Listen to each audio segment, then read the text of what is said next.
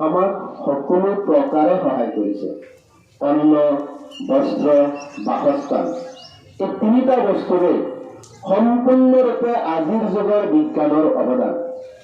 যদি আজিৰ দিনত বিজ্ঞান নাথাকে তেনেহলে আজিৰ যি জনসংখ্যাৰ বিস্ফোৰণ হৈছে, এই জনসংখ্যাৰ বিস্ফোৰণে স্বাভাৱিকভাৱে যি কৃষি উৎপাদন হ'ব, সেই কৃষি উৎপাদনত খুব বেছি 10% মানুহক খাদ্যৰ যোগান দিব পাৰিব আৰু 90% মানুহ নাখাই মৰিব লাগিব। কিন্তু ইমান প্ৰয়োজনীয় এটা বিজ্ঞান, সেই বিষয়টোক আমাৰ ছাত্ৰই ভাল নাপায়, পঢ়িব নিবিচাৰে।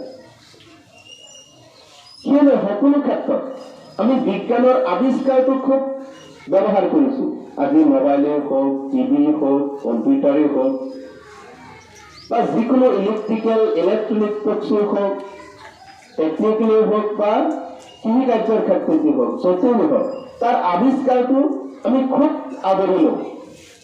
কিন্তু সেই বিজ্ঞানটোক আমি আদৰি নলওঁ, আমাৰ ছাত্ৰ ছাত্ৰীও নলয়, আমাৰ গাৰ্জেনসকলেও নলয়, আমাৰ ৰাইজেও নলয়। গতিকে অসম চৰকাৰে ভাবিছিল যে যদি এনেদৰে দিনক দিনে বিজ্ঞানটো পিছ পৰি যায় তেনেহলে দেশখন কেনেকৈ চলিব? কেৱল আৰ্টছ বা কেৱল ছায়েন্সেৰে দেশখন নচলে। আৰ্টছ এণ্ড ছায়েন্স দুয়োটাই হৈছে কি? শিক্ষাৰ সংমিশ্ৰণ। এই সংমিশ্ৰণটো যদি নহয় তেতিয়াহ'লে কোনো কালে এখন দেশ চলিব নোৱাৰে। গতিকে ইয়াৰ মাজত 50-50 সংমিশ্ৰণৰ কাৰণেই আমাৰ চৰকাৰে এটা আৰ্যভট্ট ছায়েন্স চেণ্টাৰ নামেৰে অনুষ্ঠানটোৰ জন্ম দিয়েছিল।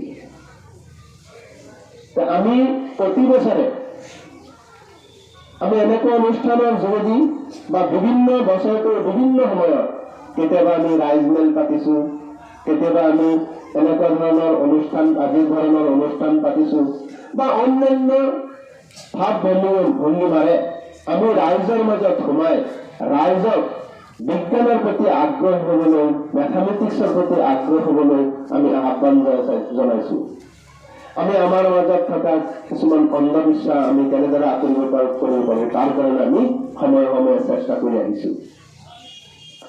গতিকে আমি এটা কথা নিশ্চয় বুজি পাইছো যে বিজ্ঞানেই বৰ্তমানৰ যুগৰ মূল নায়ক।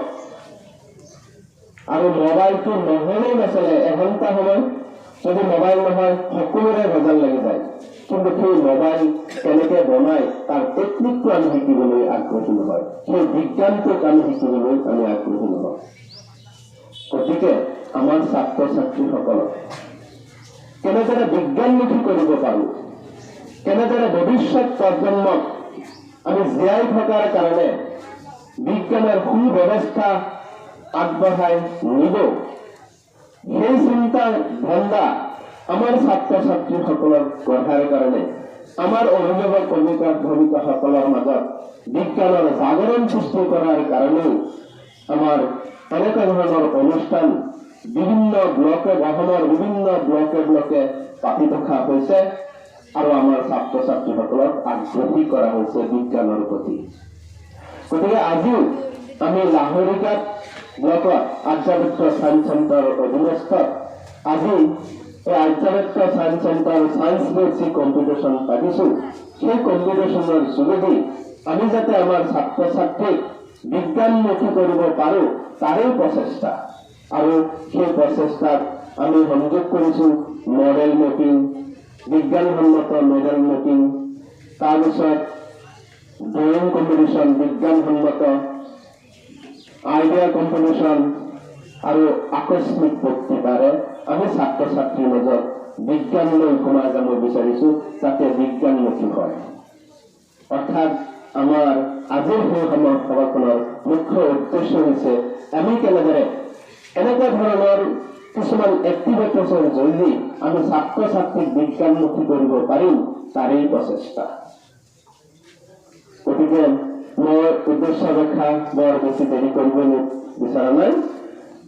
আজিৰ এইখিনিতে মোৰ উদ্দেশ্য ব্যাখ্যা সামৰি সকলোকে পুনৰ ধন্যবাদ জ্ঞাপন কৰি মোৰ চমু উদ্দেশ্য ৰক্ষাতে সামৰিছো।